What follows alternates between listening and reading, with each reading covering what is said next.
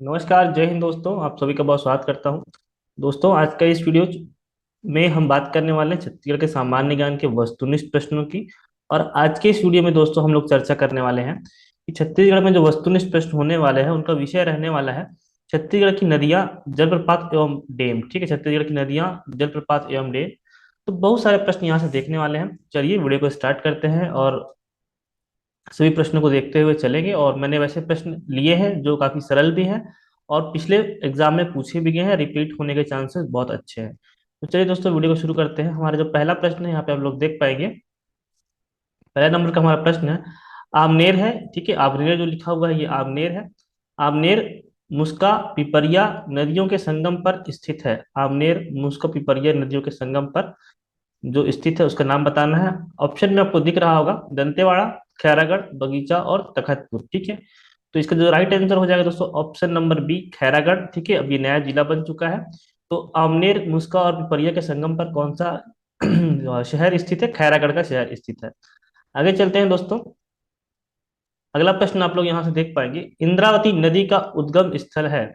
इंद्रावती जहां से नदी निकलती बताने हैं। ऑप्शन ए है कालाहांडी, बी है बैराडीह की पहाड़ियाँ, सी है देवगढ़ पहाड़ियाँ और डी है खुर्जा की पहाड़ी। तो राइट ऑप्शन दोस्तों है कालाहांडी जिला है, उड़ीसा के निकलती है इंद्रावती और पश्चिम की ओर बहते हुए बस्तर के मध्य भाग से गुजरती है। ठीक है, इसी में चित्रकूट जलप्रपात भी स्थित है इसी नदी पे, जिसको एशिया का हम लोग नियाग्रा कहते हैं। और ये बस्तर जिले से भारत छत्तीसगढ़ में प्रवेश करती है। चलिए आगे चलते हैं। तो हमारा अगला प्रश्न है, देख पाएंगे आप लोग, दुधावा जलप्रपात का निर्माण किस नदी पर किया गया है? दुधावा जलप्रपात है, ऑप्शन देखेंगे। कभी कभार दोस्तों ऐसा होता है कि उस नदी के आसपास ऑप्शन आपको दिया रहता है, सही ऑप्शन आपको नहीं दिया रहता है, तो आसपास भी आप लोग लगा करके उसको सही मानेंगे। ठीक है, दुधवा जलाशय का निर्माण किस नदी पर किया गया है? तो राइट ऑप्शन दोस्तों इसका हो जाएगा सी, महानदी पर दुधवा जलाशय स्थित है। ठीक है, आगे चलते हैं, नेक्स्ट प्रश्न देखते हैं।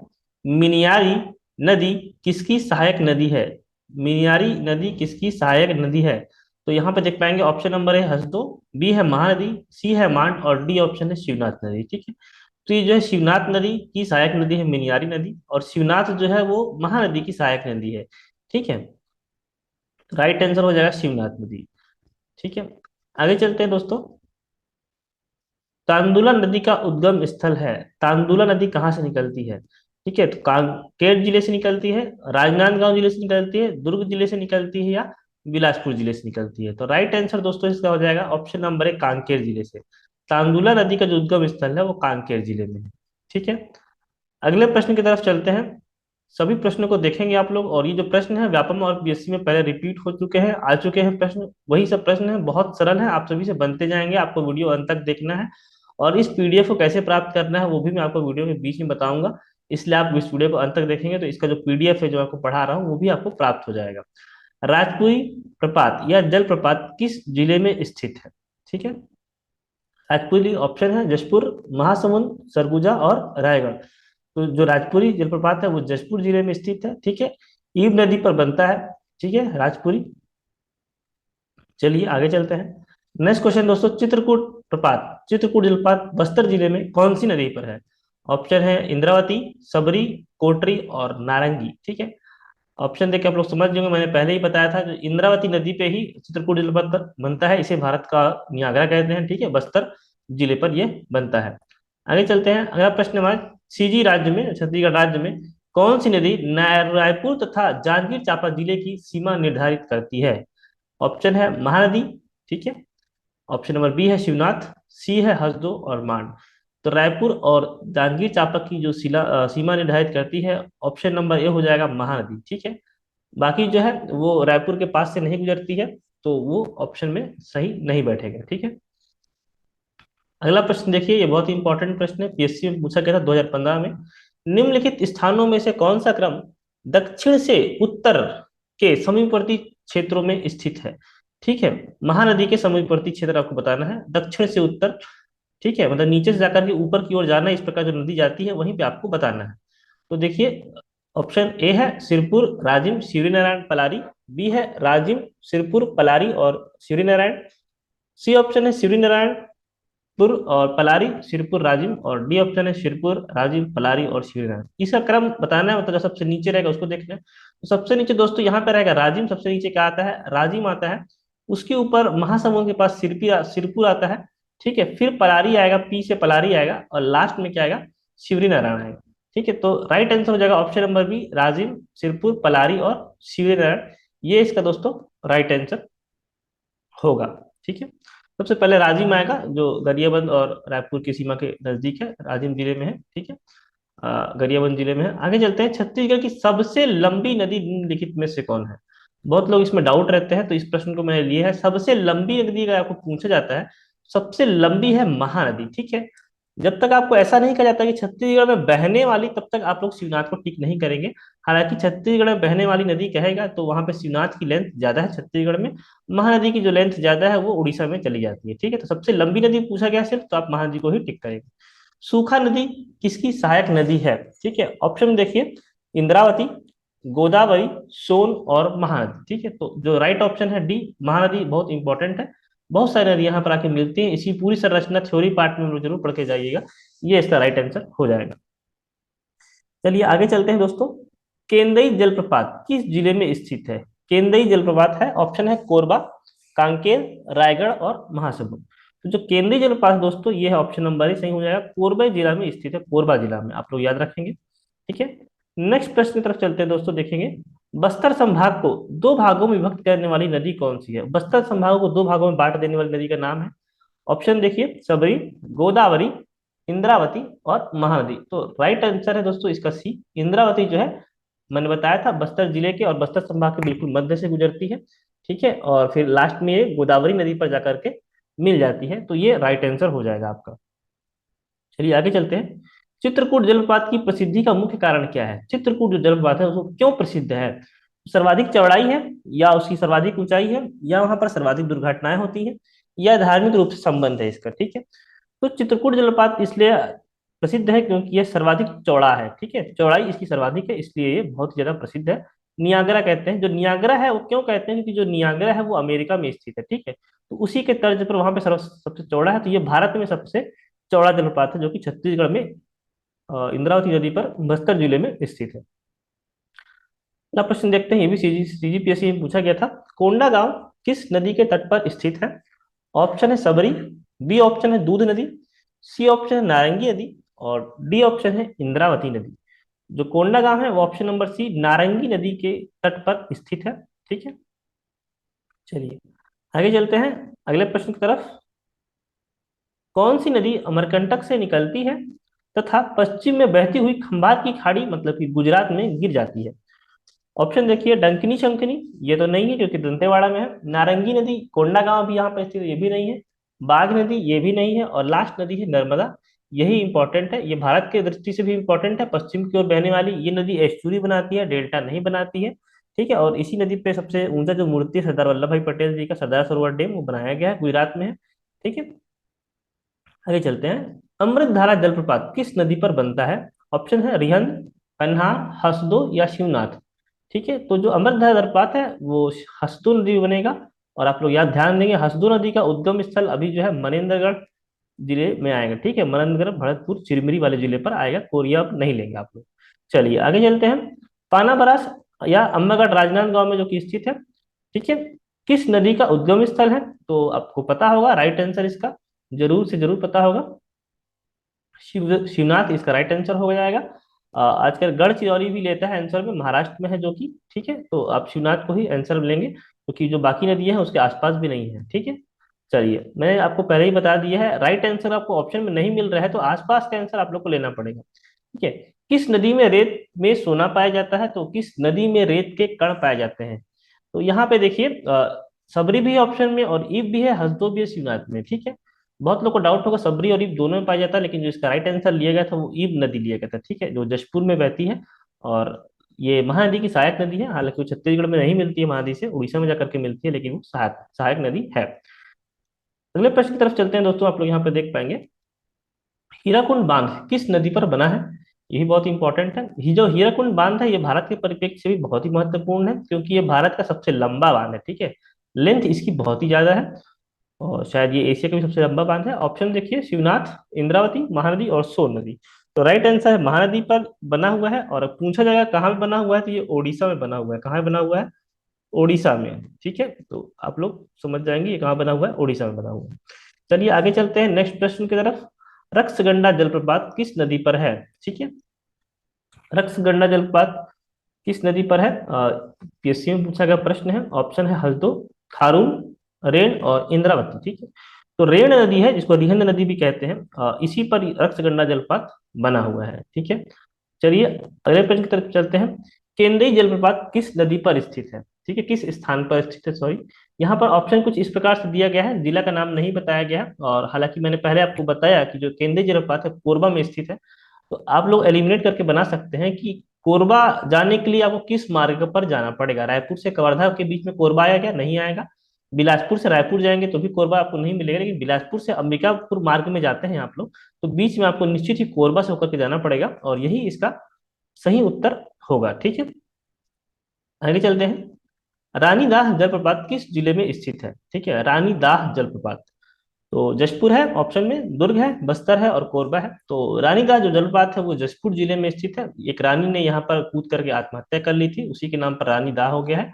और ये जशपुर नदी पर स्थित है, ईब नदी पर है। ठीक है, जशपुर जिले पर स्थित है और ईब नदी पर है। आगे चलते हैं। मनेंद्रगढ़ तहसील में बरबसपुर के पास स्थित जो जलप्रपात है उसका नाम बताना है आपको। और स्वर्ण धारा, दूध धारा, सात धारा ऑप्शन है, ये सभी गलत है। नीचे वाले ऑप्शन सही आंसर होगा अमृत धारा जलप्रपात, जैसे कि पहले भी प्रश्न आ चुका है अभी हाल ही में। ठीक है, आगे चलते हैं। तो दोस्तों देखिए, यहाँ पे जो अगला प्रश्न है वो है मलाच कुंडम। ठीक है, एक मिनट, सॉरी, मैं नीचे कर लेता हूँ इसको।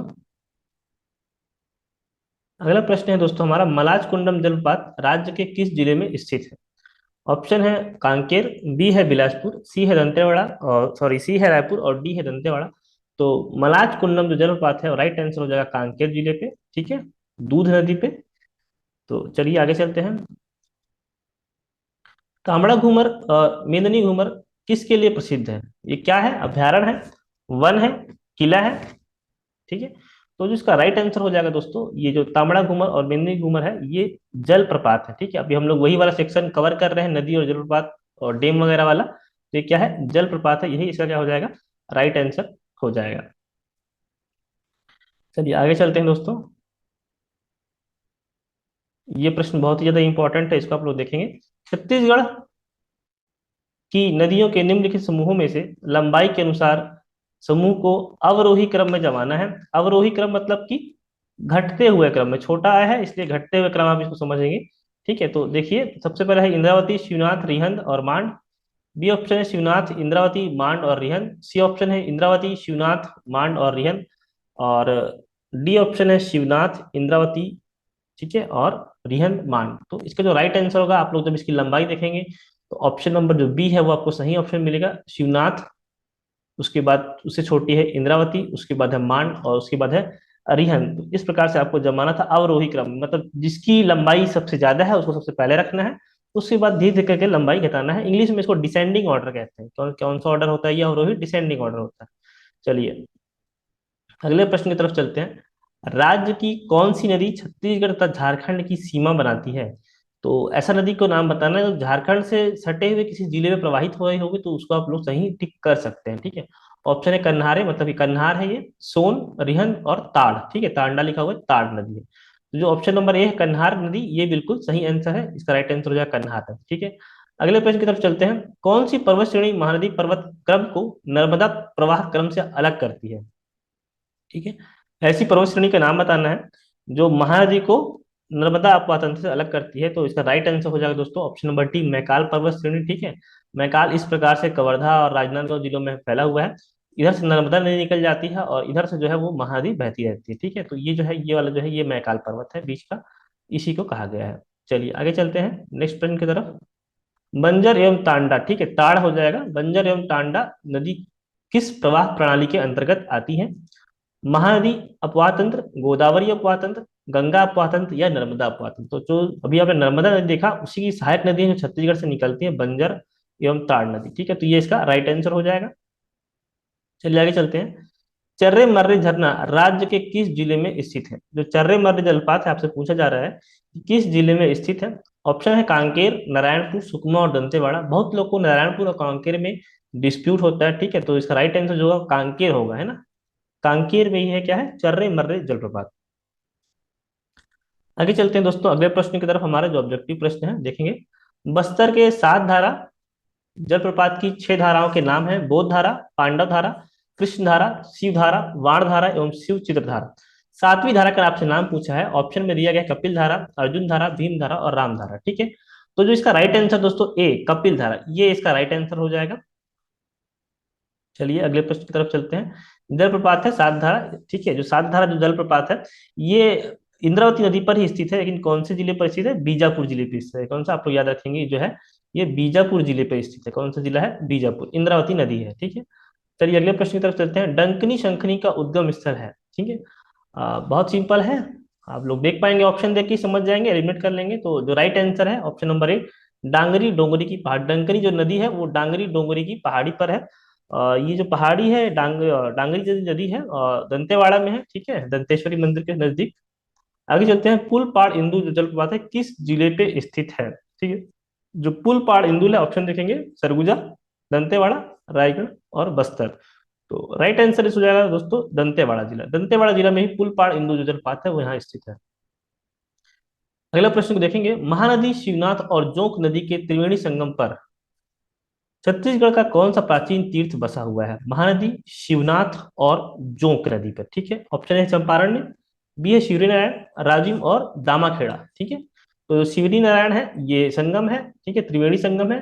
कौन कौन सी नदियां के मिलती हैं यहाँ पे? महानदी, शिवनाथ और जोंक नदी का संगम होता है, ठीक है। जो शिवनाथ है वो शिवरी नारायण में ही आकर के महानदी से आकर के मिल जाती है। चलिए आगे देखेंगे। लीलागर किस नदी की सहायक नदी है? ठीक है। तो महानदी है, शिवनाथ है, हसदो है और केलो है। तो जो लीलागर नदी है वो शिवनाथ की सहायक नदी है, आप लोग को ध्यान रखना पड़ेगा, ठीक है। पहले वो शिवनाथ ही मिलती है, फिर शिवनाथ कहाँ जाके मिल जाती है? महानदी, है ना। एक बार इसका डायग्राम आप लोग साथ में रखेंगे और इस वीडियो को देखेंगे कंप्लीट, तो आपको सारी चीजें क्लियर हो जाएंगी यहाँ से, ठीक है। आपके पास बुक होगी तो आप बुक को खोल सकते हैं, ठीक है। छत्तीसगढ़ में सर्वाधिक जलप्रपात किस संभाग में है? तो कॉमन सी बात है, ये बस्तर संभाग में ही सर्वाधिक जलपात है। जलप्रपात क्या होता है? ऊंचाई से जब पानी गिरता है नदी का तो उसको जलपात बनता है। तो बस्तर ही क्या है, बहुत ही पठारी एरिया है और ऊपर से जल और झरने गिरते हैं, जल गिरता है तो झरने बनते हैं। देखेंगे तालाग्राम किस नदी के किनारे बसा हुआ है? तालाग्राम जो गांव है किस नदी के किनारे बसा हुआ है? ऑप्शन में जो है वो ए मनियारी, यही इसका राइट आंसर हो जाएगा। बाकी जो नदियां हैं वो सही आंसर नहीं है। खारून, महानदी, शिवनाथ ये राइट आंसर नहीं है। मनियारी नदी के किनारे तालाग्राम बसा हुआ है। चलिए आगे चलते हैं। रानी झूला नामक स्थान किस नदी का उद्गम है? ठीक है, किस नदी का उद्गम स्थल है? हाफ नदी, ईब नदी, गुडरा नदी और कोबरा, ठीक है। कोबरा तो ऐसी कोई नदी है नहीं, लेकिन निबरा गुडरा है। तो जो राइट आंसर हो जाएगा दोस्तों वो है ईब नदी है, ठीक है। जशपुर में है रानी झूला, ठीक है। ये ईब नदी यहीं से निकलती है और ये महानदी की सहायक नदी है। चलिए आगे चलते हैं। राजनांदगांव की कुलझारी पहाड़ी से किस नदी का उद्गम होता है? ठीक है। राजनांदगांव की जो कुलझारी पहाड़ी है वहां से किस नदी का उद्गम स्थल होता है? तो सबरी और ये तो नीचे बहती है। जो बाघ नदी है कुलझारी की पहाड़ी से निकलती है। हालांकि अब ये जो अब है वो नीचे जो नया जिला बना है उसके अंतर्गत आ गया है, अंबागढ़ चौकी के अंतर्गत, ठीक है, बाघ।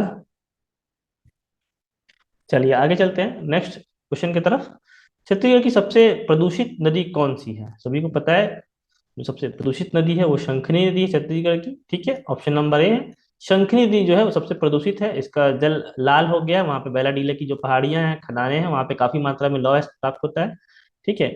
ये मानपुर मोहला जिला की मैं बात कर रहा था पिछले क्वेश्चन पे, तो आ गया वहां से प्रश्न है। मोहला तहसील से किस नदी का उद्गम होता है? ठीक है। मोहला तहसील से किस नदी का उद्गम होता है? तो वहां से एक और नदी निकलती है जो छत्तीसगढ़ में दक्षिण की तरफ बहती है और इंद्रावती की सबसे लंबी सहायक नदी है, उसका नाम है कोटरी बेसिन, कोटरी नदी। तो यही इसका राइट आंसर है। बाघ और जो कोटरी है वो दक्षिण की तरफ बहते हैं और राजनांदगांव के समीप से ही निकलते हैं, ठीक है। आगे चलते हैं। बस्तर जिले का अधिकांश भाग किस नदी बेसिन के अंतर्गत आता है? बहुत ही ज्यादा इंपॉर्टेंट है। बस्तर जिले का अधिकांश भाग, ठीक है। ये नदी छत्तीसगढ़ में नहीं बहती है, लेकिन जो छत्तीसगढ़ की नदियां हैं वो जाकर के इस नदी पे मिलती हैं। उसका नाम है option number C Godavari basin, ठीक है। गोदावरी नदी में ही जाकर के इंद्रावती सबरी, सभी नदियां जाकर के मिलती हैं। तो जो बस्तर का जो भाग है वो गोदावरी बेसिन के अंतर्गत आता है। ठीक है, चलिए आगे चलते हैं।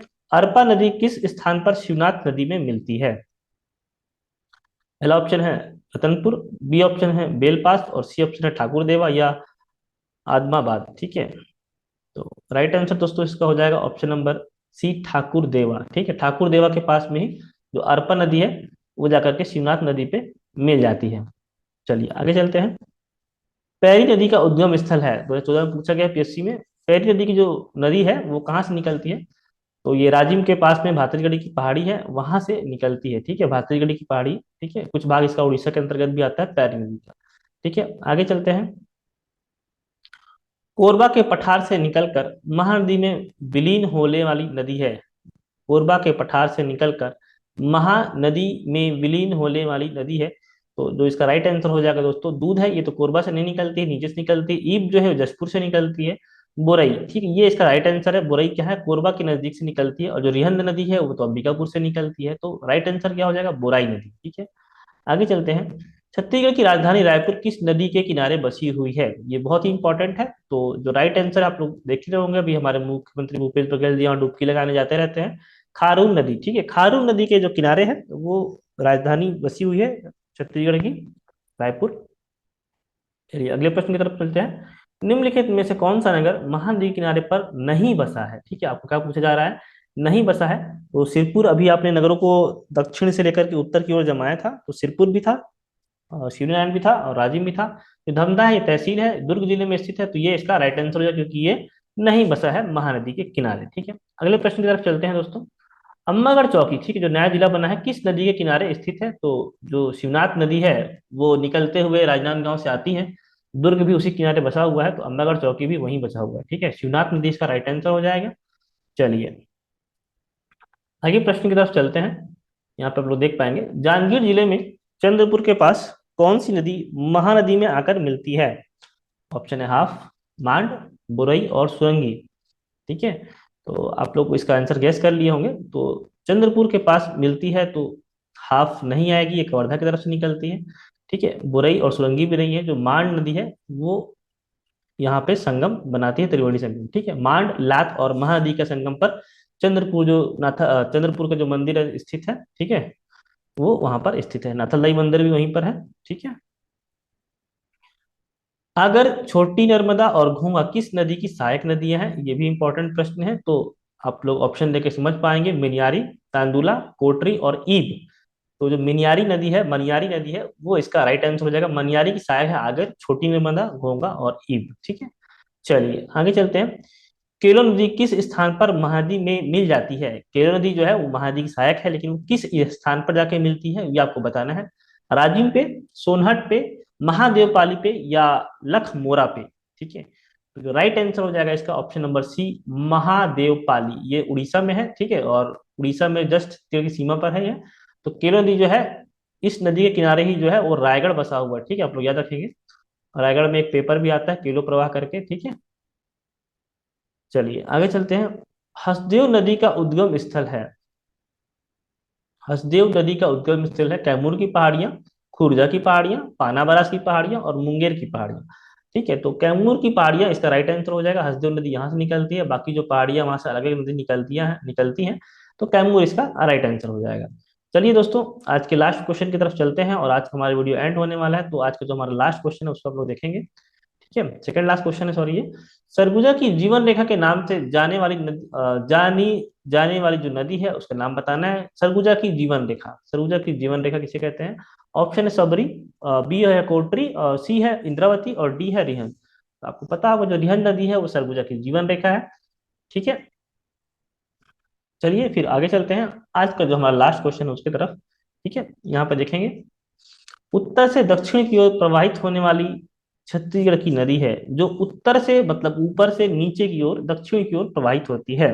ठीक है, तो ऑप्शन देखेंगे, मांड, शिवनाथ, महानदी और खारून। ठीक है, तो इसका राइट आंसर हो जाएगा मांड नदी। ठीक है, ठीक है, यही ऊपर से आती है नीचे की ओर। शिवनाथ नदी, जैसे कि महानदी इस प्रकार से बहती है, ऊपर से यहाँ से मांड आती है। ठीक है, यहाँ पे आके मिलती है, और नीचे से लात आती है। ठीक है, और यहाँ पर ही चंद्रपुर नामक एक ठो संगम क्रिएट होता है। तो ये उसका राइट आंसर हो जाएगा। तो दोस्तों आपको आज का वीडियो कैसे लगा? आज मैंने काफी सरल प्रश्न लिए थे। आने वाली वीडियो में मैं और भी आपके लिए प्रश्न लेकर के आऊंगा। और हाँ, मैं बता दूं, अगर आप ये पीडीएफ प्राप्त करना चाहते हैं तो आप हमारा जो टेलीग्राम चैनल है उसको अगर आप ज्वाइन कर लेते हैं तो आप वहां से ये पीडीएफ प्राप्त कर सकते हैं। वहां पे मैं पीडीएफ डाल दूंगा, आपको वहां से पीडीएफ मिल जाएगा। तो दोस्तों मिलता हूं मैं आपसे अगले वीडियो में। तब तक के धन्यवाद। जय हिंद।